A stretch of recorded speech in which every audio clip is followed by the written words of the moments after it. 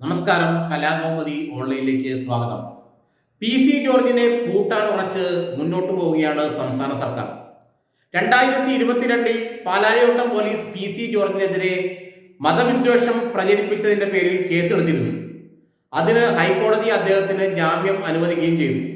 എന്നാൽ ഈ ജാമ്യം റദ്ദാക്കണമെന്നാവശ്യപ്പെട്ട് ഇപ്പോൾ സർക്കാർ ഹൈക്കോടതിയെ സമീപിച്ചിരിക്കുകയാണ്. നിരന്തരമായ മതവിദ്വേഷ പ്രസ്താവനകളാണ് PC ജോർജ് നടത്തുന്നതെന്നും അതുവഴി അദ്ദേഹം ജാമ്യ വ്യവസ്ഥകൾ ലംഘിച്ചിരിക്കുകയാണെന്നും പോലീസ് ഹൈക്കോടതിയിൽ പറഞ്ഞിട്ടുണ്ട്. അതുകൊണ്ട് ഹൈക്കോടതി അനുവദിച്ച ജാമ്യം റദ്ദാക്കണമെന്നാണ് ഇപ്പോൾ സർക്കാർ ആവശ്യപ്പെടുന്നത്.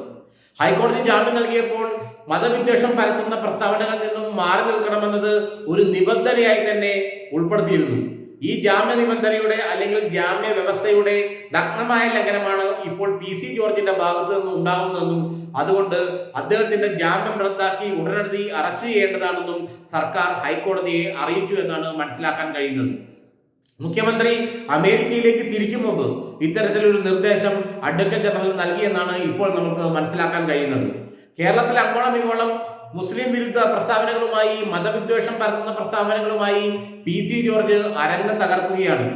കഴിഞ്ഞ ദിവസം ഇടുക്കിയിൽ അടിയന്തരാവസ്ഥയുടെ 50ാം വാർഷികവുമായി ബന്ധപ്പെട്ട് നടന്ന ഒരു പരിപാടിയിൽ മുസ്ലിം വിഭാഗത്തിനെതിരെ വളരെ മോശമായ രീതിയിലുള്ള പരാമർശങ്ങൾ PC ജോർജിന്റെ ഭാഗത്തു നിന്നും ഉണ്ടായി എന്നുള്ള മാധ്യമ റിപ്പോർട്ടുകൾ ഉണ്ടായിരുന്നു.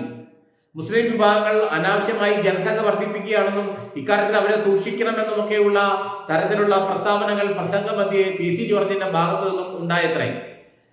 മതവിദ്വേഷം പരത്തുക, അതോടൊപ്പം വിവിധ മതങ്ങൾക്കിടയിൽ ഭിന്നിപ്പും വെറുപ്പിന്റെ അന്തരീക്ഷം വളർത്തുക, ഇതെല്ലാം നിയമപ്രകാരം വലിയ ഗൗരവമുള്ള കുറ്റങ്ങളാണ്. ഈ കുറ്റങ്ങൾ നിരന്തരം ചെയ്തുകൊണ്ടിരിക്കുകയാണ് PC ജോർജ് എന്ന് മുസ്ലിം സംഘടനകൾ ആരോപിക്കുന്നുമുണ്ട്.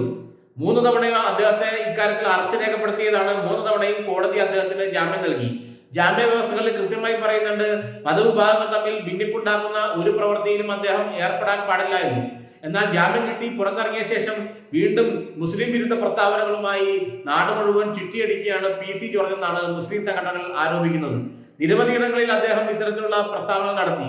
എന്നുമാത്രമല്ല, പണ്ഡിറ്റ് ജവഹർലാൽ നെഹ്റുവിനെ കുറിച്ച്, ഇന്ത്യയുടെ ആദ്യത്തെ പ്രധാനമന്ത്രിയായിരുന്ന രാഷ്ട്രശില്പിയായ പണ്ഡിറ്റ് ജവഹർലാൽ നെഹ്റുവിനെ കുറിച്ച് അദ്ദേഹം ഒരു മുസൽമാനാണെന്നും അദ്ദേഹത്തെ ആദ്യം ഇന്ത്യയുടെ പ്രധാനമന്ത്രിയാക്കിയതാണ് നമുക്ക് പറ്റിയ അബദ്ധം എന്ന് വരെ ചാനൽ ക്യാമറകൾക്ക് മുന്നിൽ PC ജോർജ് പറയുകയുണ്ടായി. ഇത്രയും ഗൗരവതരമായ കുറ്റം ചെയ്ത ഒരാളെ, ഇത്രയും ഗൗരവതരമായ ജനങ്ങൾക്കിടയിൽ ഭിന്നിപ്പുണ്ടാക്കുന്നതിന് കൃത്യം നിർവഹിച്ച ആളെ ഇനി കേരളത്തിൽ നിർബാധം അഴിഞ്ഞു നടക്കാൻ അനുവദിക്കരുതെന്നാണ് സർക്കാർ ഉദ്ദേശിച്ചിരിക്കുന്നത്. ഇക്കാര്യത്തിൽ മുസ്ലിം സംഘടനകളുടെ നിർബന്ധവും സർക്കാരിന്റെ മുന്നിലുണ്ട്. അവർ വലിയ സമ്മർദ്ദം ഇക്കാര്യത്തിൽ സർക്കാരിന്റെ മേൽ ചെലുത്തുന്നുമുണ്ട്. കാരണം മുസ്ലിം വിരുദ്ധ പ്രസ്താവനകളുമായി കേരളം മുഴുവൻ സഞ്ചരിക്കുന്ന PC ജോർജിനെ പിടിച്ചു കെട്ടിയില്ലെങ്കിൽ വരുന്ന തെരഞ്ഞെടുപ്പ് എടുക്കുമ്പോൾ അത് വലിയ ബുദ്ധിമുട്ടായി സംസ്ഥാന സർക്കാരിന് മാറുമെന്ന് മുഖ്യമന്ത്രിക്ക് തന്നെ അറിയാം. BJP നേതൃത്വത്തിന്റെ പിന്തുണയോടുകൂടിയാണ് PC ജോർജ് ഇത്തരത്തിലുള്ള വർഗീയ വിദ്വേഷ പ്രസ്താവനകളുമായി അരങ്ങ് തകർക്കുന്നത്. അതുകൊണ്ട് തെരഞ്ഞെടുപ്പ് അടുക്കുന്തോറും ഈ വർഗീയ അസ്വാസ്ഥ്യങ്ങൾ ജനിപ്പിക്കുന്ന PC ജോർജിന്റെ പ്രസ്താവനകൾക്ക് മൂർച്ച കൂടും, കൂടുതൽ വേദികളും അദ്ദേഹത്തിനുണ്ടാവും. അപ്പോൾ അതുകൊണ്ട് ജാമ്യം റദ്ദായാൽ PC ജോർജിനെ ഒന്ന് കൂച്ചിപ്പിടിക്കാമെന്നാണ് ഇപ്പോൾ സർക്കാർ വിചാരിക്കുന്നത്, സർക്കാർ കരുതുന്നത്. അതുകൊണ്ട് തന്നെ ജാമ്യം റദ്ദാക്കി PC ജോർജിനെ ഒരു ദിവസം അകത്തിടാനാണ് CPM-ഉം സർക്കാരും ആഗ്രഹിക്കുന്നത്. അതല്ലെങ്കിൽ വരുന്ന തെരഞ്ഞെടുപ്പിൽ അത് CPM-നും സർക്കാരിനും വലിയ തിരിച്ചടിയായി മാറുമെന്ന് അവർക്ക് നന്നായി അറിയാം.